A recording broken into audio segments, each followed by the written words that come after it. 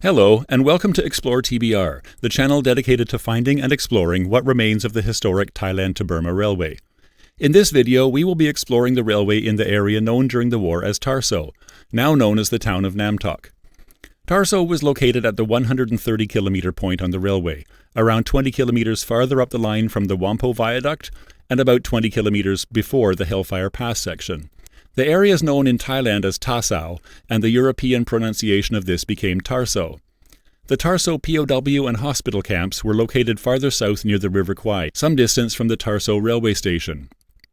The Tongshan South POW camp was actually much closer, located on the hill just above the station itself. Let's have a look at the area as it is today on Google Maps. I'll show the terrain view to give a better picture of why the railway follows this route. The Japanese engineers wanted the line to climb to the top of this cliff because farther up the line, the cliff comes right up along the river and there's no space to build a railway. So in order to climb to the top of this cliff, the railway follows the contours of the land, climbing gradually as it goes. South of Nam Tok, the line is at around 100 meters elevation, and it follows the hillside, around 120 meters at the Nam Tok station, follows around the bend and reaches 140 meters around the waterfall. It then follows the terrain to the left across the highway and reaches the top of the cliff at around 160 meters just beyond. In this section just past the highway, there are numerous ravines eroded into the cliff which needed to be bridged. So for around a kilometer as the line climbs up the hillside, it crosses a series of bridges which span the ravines and through cuttings between the bridges where the line was cut into the cliff between the ravines. Back into satellite view, here is the line coming up from Kanchanaburi to Nam Tok railway station here.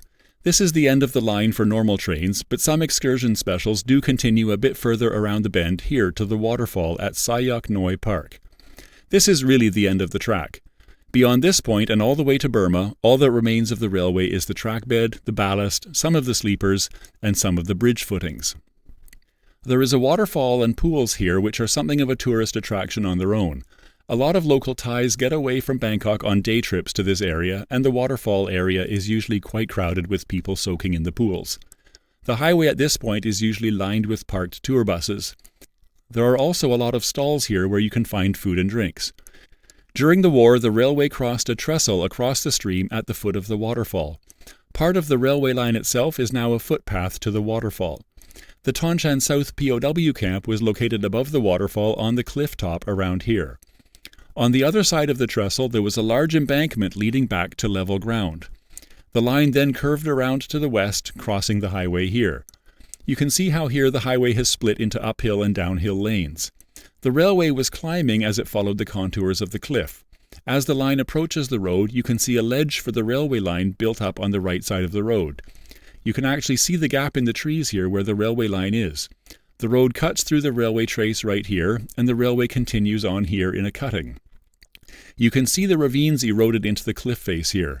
As the line climbed up the hillside, it passed over a series of trestle bridges spanning these ravines as it made its way northwest to Burma. Now let's have a closer look at some of the features on the railway line, starting here at Nam Tok Station.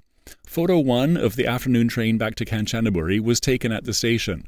From here, the railway track continues for around 1.5 kilometers around the bend to the point where an old Japanese steam locomotive sits in a short cutting here. Photo 2 was taken in the cutting. This point is the end of the current track. Beyond here, the line is a footpath built up on a slight embankment leading to the waterfall. Here, a large wooden trestle bridge spanned the gap over the stream during the war, but as with the rest of the railway, the bridge structure has long since decayed away and nothing is left. The large embankment which led up to the far end of the trestle still exists, although a section of it has been bulldozed to clear the way for a car park. At the time of making this video, I'm not sure how much of the embankment is left. Photo 4 was taken at the top of the embankment here, and you can still see the railway ballast and even wooden sleepers. Beyond the embankment, the land is relatively flat and the railway sweeps around to the west, crossing the highway and starting to climb up the escarpment. You can see the ledge where the railway was built right here as the line approaches the road. Photo 5 was taken here, facing west. The line was completely destroyed here where the highway was built. Huge piles of earth and rock rubble were bulldozed off to the sides, filling up the beginning of this cutting here. But the rest of the cutting is easily accessible from the highway. Photo 6 was taken from the top of the rubble pile looking west into the cutting. From here you can climb down into the cutting and walk westwards following the railway.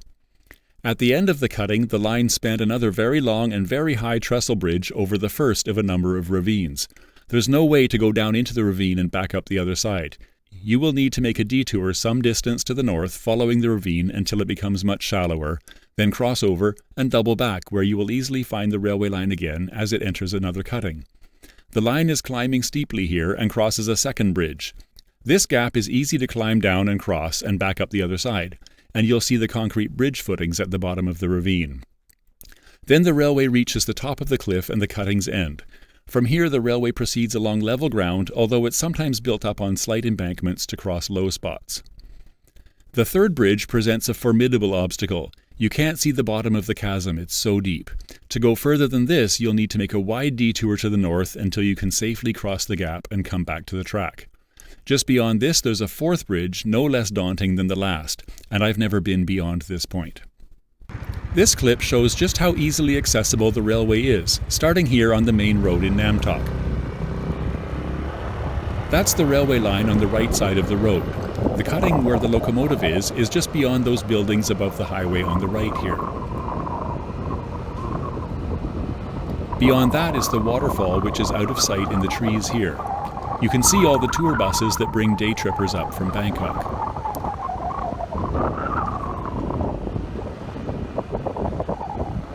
Then the line crosses the embankment behind these buildings and then bends to the west and crosses the road around where that silver pickup truck is now coming down the hill. Here the highway separates and we swing to the west to climb the hill. That's my brother Brad up ahead in the brown shirt and blue helmet.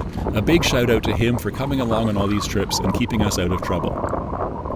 On the right here you can see the ledge where the railway was built, angling towards the road.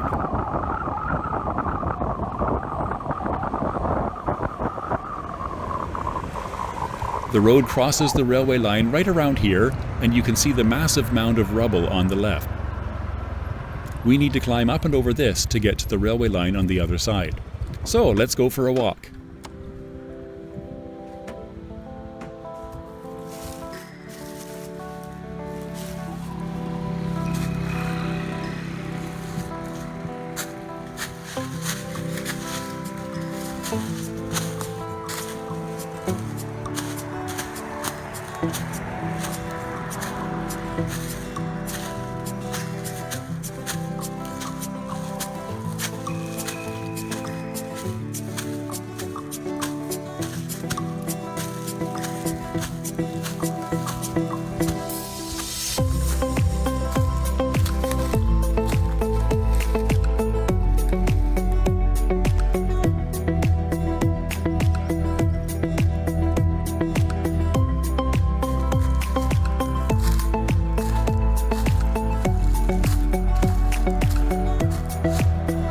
As you can see, the railway is less than 50 meters from the highway, but completely hidden from view.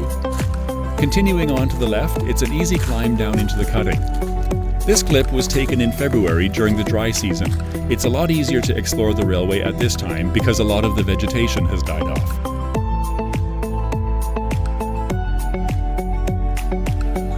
This is the view walking through the cutting. As you can see, this video was taken during the wet season, in September, just at the end of the monsoon. Everything is much greener than the previous clip.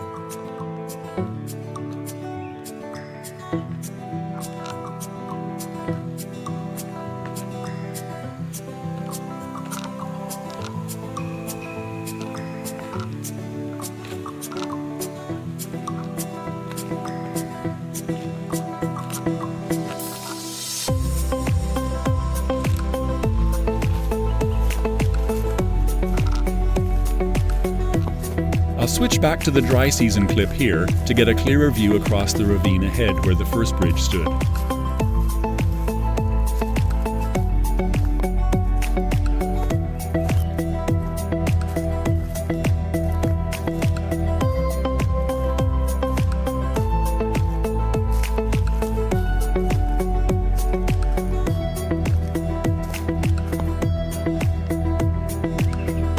You can just see the concrete bridge foundations across the valley from here.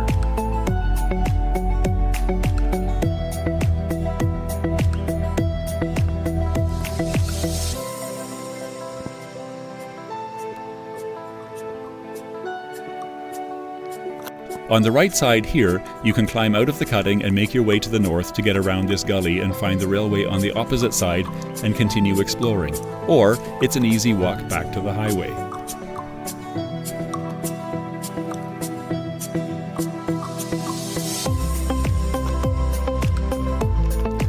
So now you've seen how easy it is to find the railway from the highway.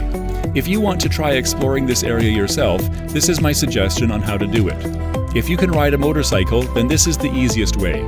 Rent a bike in Kanchanaburi and off you go.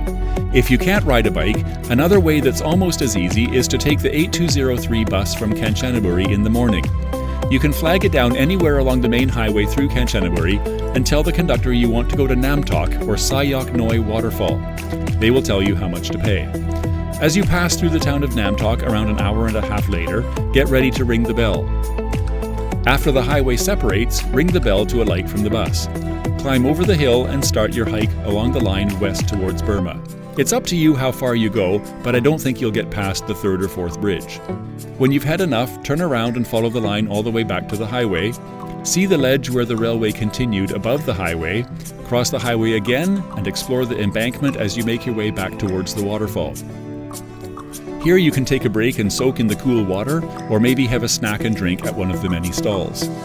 From here it's an easy walk back along the line, past the locomotive, around the bend, and all the way back to Namtok train station. If you need more than a snack, there are a few restaurants opposite the station, serving Thai and Western food and drinks. Then you can catch the train back to Kanchanaburi. Afternoon trains leave Namtok around 1 o'clock and 3:30, but best to check the timetable before you set off in the morning. On the way back to Kanchanaburi, you'll pass over both the Wampo Viaduct and the bridge on the River Kwai. The 3:30 train arrives back in Kanchanaburi just as the sun is setting behind the mountains in the west. So let's have a look at some photos of what you'll see along the way. By now you'll recognize where many of these were taken, and I don't need to explain anymore. I suggest you wear long pants and a long-sleeved shirt for this hike, as there are many tangled and thorny bushes and vines along the line. You will also need very tough shoes or boots, as there are many sharp rocks. You won't get very far in shorts and sandals. For the hike itself, you should bring along a couple of liters of water and your GPS device. You'd be surprised how easy it is to get lost in the jungle. By the time you get back to Namtok town, more water is widely available. Please be very careful when you are hiking. Be aware of your physical limits. This hike is not difficult for someone in reasonable physical condition, but may be challenging for the less fit. There are a few places where falls are possible, even long falls into deep ravines. Stay away from the edges and don't take chances. Bring a buddy, or if you're alone, let someone know exactly where you're going and when you expect to return. But don't be too worried. If you face an obstacle you're not comfortable getting around, you can always turn around and go back. It's only as dangerous as you make it. Like I've said many times before, this railway is a site of historic importance. Please don't take anything, and please don't leave any litter behind. Remember the thousands of people who died under appalling conditions constructing this railway, and treat what remains of it with the respect it deserves. Thank you. So that's it. Thanks very much for watching. I hope you found this interesting or informative. If so, please give the video a like, and feel free to subscribe and check out the other videos on different sections of the railway. And if you do get out to Tarso and do this hike, let me know how it went in the comments below. I'd like to hear from you. Thanks again, and I'll see you in the next video.